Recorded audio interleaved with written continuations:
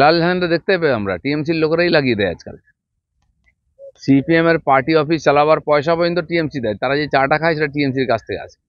যখন সব অফিস বন্ধ ছিল, টিএমসি ডেকে ডেকে বলেছে, আরে আমাদের পার্টি অফিসে তোদের পার্টি অফিসের চাবি আছে, নিয়ে যা, খোল। তারপরে 100 দিনের কাজের লোক দিয়ে ঝাড়ু মেরে দিয়েছে পার্টি অফিস, তারপরেও লোক আসে না। বলছে লোক আসছে না, বলে টাকা, চা খাওয়ার টাকাটাও নিয়ে নেয়, সেটাও তোলাবাজির টাকা। এই দিয়ে সিপিএম কে বাঁচিয়ে রেখেছেন, ওই সেলাইন দিয়ে কতদিন বাঁচবে? মানুষকে কি ফুচকা খাওয়ান নিয়ে এসে ওখানে মানুষের ব্রিগেড করেন? মানুষ কোথায় তোমাদের সঙ্গে? তাদের এই ব্রিগেডে যতগুলো লোক এসেছে পশ্চিমবাংলায় অতগুলোই সিপিএম এর সাপোর্টার আছে। সেজন্য না এমএলএ না এমপি কিছু জেতার সম্ভাবনা নেই। এটা একটা বার্ষিক, ওই একসঙ্গে যেমন দুর্গাপূজা কালী পুজো হয়, ওদের একটা ব্রিগেড হয়, খাওয়া দাওয়া গল্প হয়, দেখা হয় সবার সঙ্গে, বাকিটা তো বেরোয় না কেউ। আমরাও তো বলছি বদল হবে, তারপরে বদল হলে কি হবে? ওরা দেওয়া স্বপ্ন দেখছে, বিজেপি আসবে, বদল হবে, আমরাও বদল চাইছি। পিএম ধর্মঘট ডাকছে, কি করছে, কি যায় আসে ভারতবর্ষের লোকে?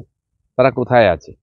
তারা এখনো আছে এটা বোঝাবার জন্য মাঝে মধ্যে এরকম ব্রিগেড ইত্যাদি করতে হয়, কারণ তাদের অভিযোগ, তাদের কমপ্লেন এর কোনো গুরুত্ব নেই। ওরা কি করছে লোকের জন্য? লোক কেন ওদেরকে বিদায় করে দিয়েছে? যদি ওরা ঠিক ছিল, লোকের কথা ভাবতো, বড় বড় কথা বলে, জাতের নয় ভাতের লড়াই, ভাতই দিতে পারেনি নরেন্দ্র মোদী। বাড়ি বাড়িতে আজকে 80 কোটির বেশি লোককে বাড়ি বাড়িতে ভাত দিচ্ছেন, ওরা তো সেটাও করতে পারে।